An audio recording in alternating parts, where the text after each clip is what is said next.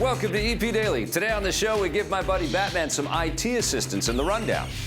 Plus, Marissa catches up with the members of the new Justice League. And then we find out if Marvel's tiny superhero movie AntMan needs to be squashed. I want you to break into a place and steal some stuff. Makes sense. Also coming up, Jose and Sophia draw up a review of the new game Q. I create my own heroes in Playworld Superheroes, and much more today on EP Daily. Brought to you by EB Games. I'm your host, Victor Lucas, bringing you the latest in everything cool every single day. Batman is in trouble and needs some help, and I know the perfect thing for him. It's called the Rundown. It looks like Batman is going to continue having some major computer troubles. Warner Brothers Interactive Entertainment is about to release a new patch for the game, which has been plagued with performance problems since its launch last month. The new patch is meant to be an interim solution that will fix some of the issues while the developers work on a bigger, more permanent fix that will come in the next few months. Warner Brothers has already pulled the PC version of the game from online stores and won't start selling it again until the problems are solved. If you're lying, I'll break the other one. And here's some good news from the world of gaming. Assassin's Creed producer and former EP co-host Jade Raymond is heading up a brand new game development studio called Motive. It's a subsidiary of Electronic Arts, and their first big project will be to co-develop the new Star Wars title that's already in the works of Dead Space developer Visceral Games. That project is being headed by former Uncharted director Amy Hennig, and given their track record, we can't wait to see what they do with the galaxy far, far away. Jade Raymond served as managing director of Ubisoft Toronto until late last year. Is this always the way it goes? Batman and Jade Raymond, two of my favorite topics, and one of my favorite people here to talk about them with me is Marissa Roberto. Oh, I like being in there with the favorites. That's very sweet, Victor Lucas. Yeah, well, I mean, the whole Batman thing is not really good news, though. No. For PC users out there, PC fans, I just feel bad. Obviously, everybody's aware that they should have not done this in the first place. Yes. And hopefully this doesn't happen again. Well, I do need to say that when things go wrong for me, if I don't get what I pay for, I expect free things. Yeah, well, there probably will be some nice gifts for previous consumers. Yeah, I would expect there'll probably be something in it for the people that already bought the game. Just shower me with gifts. I'll be okay. Like, everything will be fine. Remember when the 3DS first came out? Yes. Right? We got all and then those the ambassador free... program? Yeah, all the ambassadors that I was so happy to get all these free games. Yeah. It was amazing. Yes. So I'm totally happy as long as I get a little reward. Yeah, maybe, yeah. We don't want to suggest what Warner Brothers should do, but free stuff would be a pretty good idea, wouldn't it? They definitely got to solve this thing because the PC ports of the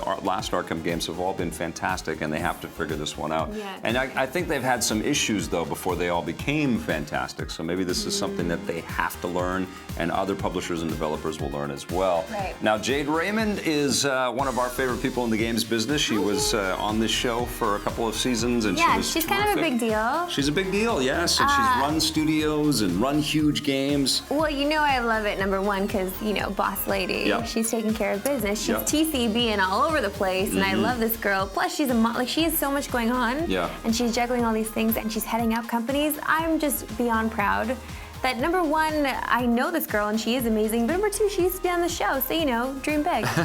Well, she's a remarkable human being. Yeah. She always has been. She's, she's got all kinds of smarts and all kinds of ability. And what really impresses me is this new EA that's forming and this partnership kind of mantra that's happening. I love the fact that Jade is working with Amy Hennig, and you know they're working on Star Wars, which you know is a revitalized brand in a lot of ways, and is coming off of all of the goodwill that the Force Awakens is starting to generate out there. Yes. I can't wait to see what this game is about, and I can't wait to see how they're kind of separating the development duties in Montreal and San Francisco. Yeah, Just, very exciting story. It's exciting and very proud. Yeah. It's very cool. You must be very proud. I'm very proud, absolutely. Yeah. Okay. I'm also proud that I got to do the panel for Justice League's Gods and Monsters at Comic-Con, but we also talked with everybody involved in the movie while we were there. Take a look. The whole world's coming down. Evacuate great metropolis. I'm here with Mr. Batman. I'm going to call you that from now on, okay? Because you've been doing this for a while. But tell me about this story in particular, because this is fresh. It's brand new. Yeah, this is a story that the idea was thought up by Bruce Timm, who I've worked with since Batman the Animated Series. We go back like 25 years. I started writing Batman in 1981 on the Super Friends, so I even go back farther with this guy. He had this idea to do darker versions of Superman, Batman, and Wonder Woman, because we always felt like they held back. Like when they fight villains, they just held back, made sure the villains didn't die. And he wanted to do a different, darker version. So how dark are we going here? What are we going to see? We are going vampire dark. He is a vampire bat, and in this world, he's not Bruce Wayne. He is Kirk Langstrom, who in the comic books is Man-Bat. But this is even a darker version of Man-Bat. When you start something new, you obviously need a creator. And this is the creator right here of a new story. Right. So this is a new story. Now, how do we wrap our minds around this? Because it's a totally new world for us DC fans. It's basically like an alternate universe version of the DC universe. Superman, Batman, and Wonder Woman aren't Clark Kent and Bruce Wayne and Diana Prince. They're three completely different characters. Just a fun idea of how to explore, do something new and different with these three iconic characters and just kind of kick the table over and see what happens. Tell me about these new characters that I should love. People keep saying, oh, they're so dark, and it's not that I think that they're necessarily dark just for like dark's sake, because that seems to be what everybody's doing these days with superheroes. It's just their responses to criminal elements. They're kind of realistic in a way. It's like, you know, there's like this weird unwritten code that anybody who wears spandex is not allowed to kill a bad guy, and it's just like, well, why not? I don't get it, you know? It's like, I mean, if a cop is out in the field and he sees somebody going to get killed and he's got his gun, it's his duty to actually use lethal force. So it's like, well, why shouldn't that apply to superheroes? So it's not like these guys are like bloodthirsty killers. It's just that, hey, it's practical, you know. I watched one madman destroy my world. I'm not going to let another harm this one. I am standing with a woman who is playing Wonder Woman. I can't believe this. I'm so excited to be here with you because I feel like every woman identifies with Wonder Woman in a certain way. So I'm wondering how you identify with her. Well, it's kind of funny because, of course, every little girl dreams of playing Wonder Woman. So, you know, my nickname, a friend of mine called me Diana all the time and got me an action figure. So in my trailer on Bones, I have a Wonder Woman action figure. So it's kind of surreal that when I got the call to play Wonder Woman, I sort of said, is this a joke? Wonder Woman in an alternate universe in Upside Downtown? Hell yeah. I'm playing Will Magnus, who's a scientist and an old friend of Batman, and let's just say he had something to do with Batman becoming who he is. And this is a parallel universe, mind you, so the Batman that you might be aware of or familiar with isn't quite the same Batman that we have, and Superman the same, and Wonder Woman the same. They're all very different characters with different origins. Let's talk about the character of Lois Lane and your portrayal of her. So how did you feel jumping into the booth? Everyone's origin story is different. So Superman is a different Superman, Batman's a different Batman, Wonder Woman is a different Wonder Woman. But Lois Lane remains the same in that she is reporting to the citizens, except her perception of our superheroes is altered because they are altered. So she doesn't like Superman. She thinks the three of them are villains. She thinks that they are wreaking havoc on the city. So that's what she's reporting. We've got to stop these guys. So it's a very different world. You can pick up Justice League Gods and Monsters digitally right now, but the Blu-ray will be out on the 28th. Plus, we'll have a review for you soon. Yeah, and it's all superheroes all the time around here. When we come back, it's our AntMan review. You want to show me how to punch? Show me how to punch.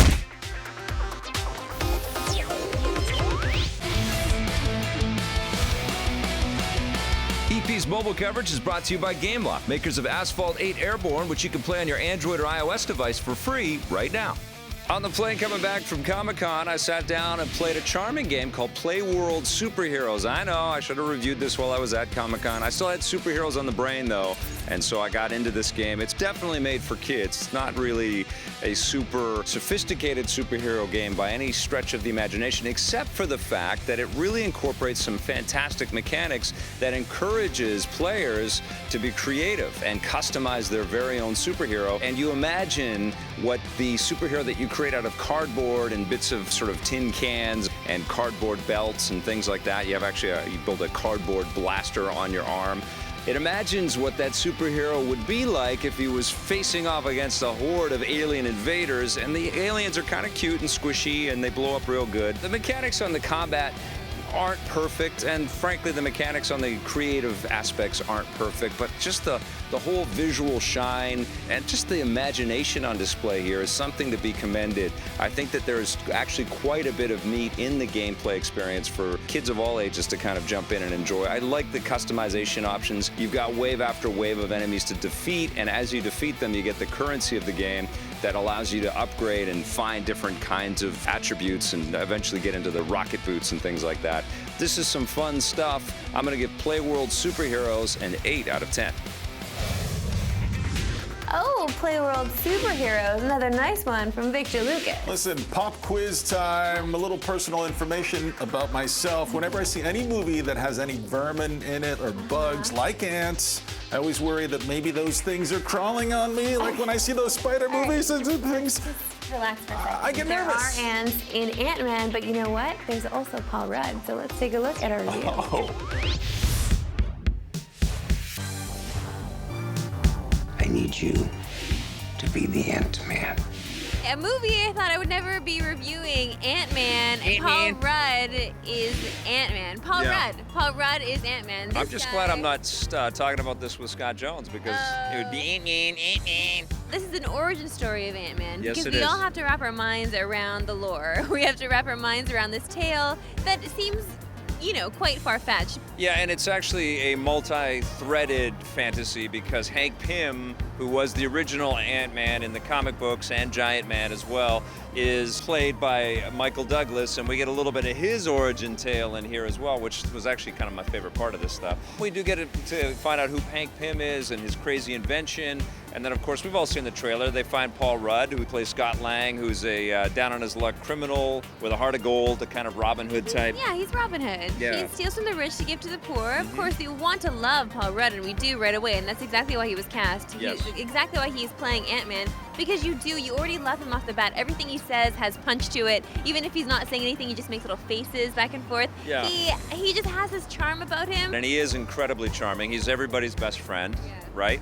And we all love him. It's awesome, but we've seen him do way more interesting roles before, and I feel that Paul Rudd didn't get to be enough Paul Rudd for at least the first 45 minutes of the movie, because it takes so long for the train to get going, and then finally the Ant-Man effects start to kick in, and it's pretty amazing they do. It's pretty cool, but then I'm just picturing Paul Rudd in a sound booth going, whoa, watch out. Like just saying little things, because you know that he's not really in that suit when he shrinks down. And there were a couple of Honey, I Shrunk the Kid moments for sure, and you of course think of those things when he shrinks down. You're right, it was too slow to get going, and there were moments in this movie where I dropped off completely and I was looking down at my legs and I was yawning, and I hated those moments because I don't want to have those moments in a movie like this. Not in a Marvel movie, Not in a Marvel movie, no, not at all. What do you want me to do? I want you to break into a place and steal some stuff. Makes sense. There's lots of great action set pieces, and Yellow Jacket, played by Corey Stoll, is a fantastic villain. He is really, really good in this.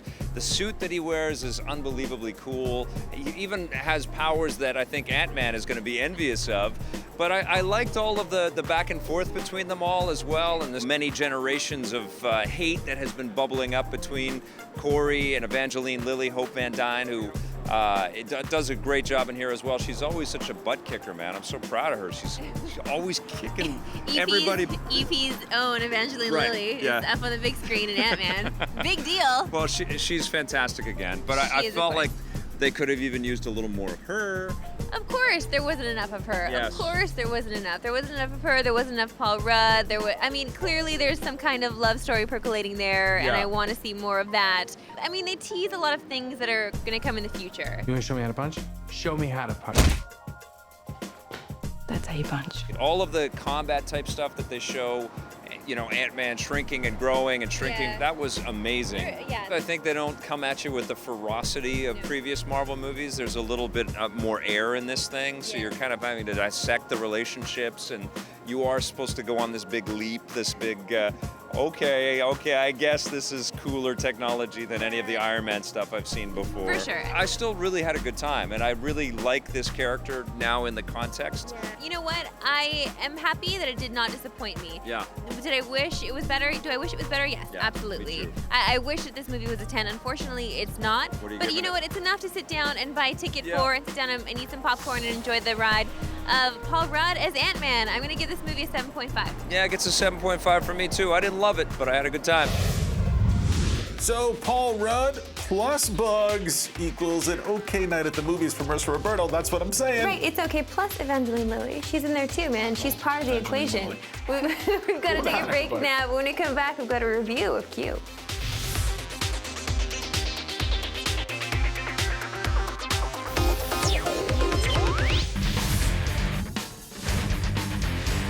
Boxing may have taken a backseat to UFC fighting and all of the popularity of that sport, but EA had a fantastic franchise with Fight Night, and this was probably my favorite game in that franchise. It's called Fight Night Champion. This is called boxing. They did something really cool here. They actually allowed people to buy just the story mode, which is the standout mode in this game. As a standalone deal, you could download it and just play through that stuff. You play it as Andre Bishop, and you fought through a bunch of increasingly more cartoonish opponents along the way. You got into all kinds of unbelievably bloody battles that was really fun to watch and also participate in. And then, of course, you've got the entire sort of Fight Night buffet of different game modes and different sorts of options in there. There's lots of training and lots of battling tougher opponents. Oh, and now the real test.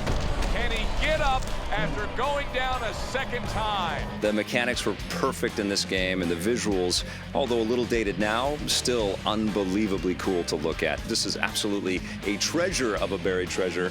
You got to get this game. You got to play it, especially if you're into fighting of any kind. Fight Night Champion, awesome. Fight Night Champion is my game without a doubt. Moving right along, it's time to check in with Jose and Sophia. They are taking a closer look at a game called Q. So how hard do you think it actually would be to take a ball out of a cup? Doesn't sound hard. It doesn't sound hard, but when you're playing Q, it's actually a lot more difficult than you think it is. So Jose, what did you think of the game Q? Well, you know, this game comes out and you're like, yay, a Kinect game. Trying to play with Kinect is almost impossible. It's actually impossible. I tried it with the Kinect and I'm just fighting my way through it. So, fun fact, it's actually a mobile game, a free one at that. Now, try to explain the game, because it's not just about a ball in a cup. You know, it's a scenario. Yeah. Get this ball out of this box. All right, maybe I'll draw something that'll tip the box over. Great, that works. But then it gets to things where, like, flip this guy over. And you're like, I'll drop a ball on him. And you drop a ball and he starts doing flips. You're like, well, that wasn't what I wanted him to land on his feet. Let's get all these balls from this section over to this thing. You're like, and I have to draw something, so I'm like, do I draw like a ladder? Can I draw like a steps? I don't know what the hell I'm supposed to do. Skip this one. I ended up most of the time just skipping all the things and going until, but you have to beat a certain amount of levels before you can unlock new levels. Yeah, and that's the frustrating part, because the free mobile version, you can actually jump to the different categories, because they start off with a bunch of primary puzzles, and then you move to secondary, tertiary, and there's more actually. But on the Xbox, you can't actually move forward until you complete them all. And that's a bit frustrating, because these are really, really difficult. And it's a physics-based puzzler, so you have to be very, well, not super precise, but you have to at least know what you're trying to draw. Like, say you're drawing a giant ball that needs to, like you drew a seesaw, and you need to draw a ball to let it bounce something else over. Sure. You have to draw it at the right size. If it's not the right size, it's not gonna have the momentum. I mean, it gets really complicated. But like you mentioned, even drawing a seesaw, you're like, okay, well, I'll draw a triangle. And now I gotta draw a thing. And then you draw it and it tips over. Yeah. Like, damn if your seesaw's not perfect, you're retrying. So you have to be picture perfect with your, I need a leveler out there, like on my hand while I'm trying to like draw it across. On the bright side, you do get a lot of achievements as you're failing, because I was unlocking achievements left and right, like trying 300 times on one puzzle. Right. You're like, oh, it said something, it was like you drew an elephant. Worth an elephant, weight. worth of something. Yeah, I'm like, I think I ended up doing the circumference of Stonehenge at one point, because that's how many times I've tried a certain puzzle. Yeah. Sometimes you get this like really flighty girl named Alex with an antenna on her head, and you have to bounce her into a box. Yeah. As soon as you touch it with anything, it's flipping over, doing crazy. You're like, no, I just wanted you to land on your feet. It is quick. You can just retry with the snap of a button. That's why I'm not sure why you would ever use Connect, because at least with the controller, you just hit X, restart. And I found like even the circumference of the dot is very big. So even when you're trying to draw like lines or trying to draw like kind of fine-tuned things, they're so thick on the screen. You're like, that's not what I wanted. I didn't want a giant, huge brick. And some puzzles actually require you to be relatively quick. So like the one where the Chinese characters are falling, you had to block it. So you have to be already positioned to draw the line to block everything that's falling down. So it's really challenging. Yeah, no, it's definitely challenging. It's a quirky puzzler, but ultimately Q's just too hard for me. What do you think? Yeah, no, I definitely think it's hard. And that's why I'm giving Q just a 5 out of 10. I'm also giving it a 5 out of 10. Attention, all members of the EP Daily staff. Sophia is now my new favorite on the show. And coming up next, we've got a Twitter question of the day after this. If you want more EP, go to our website, epn.tv, for bonus content and full episodes. We're also on Facebook and Twitter.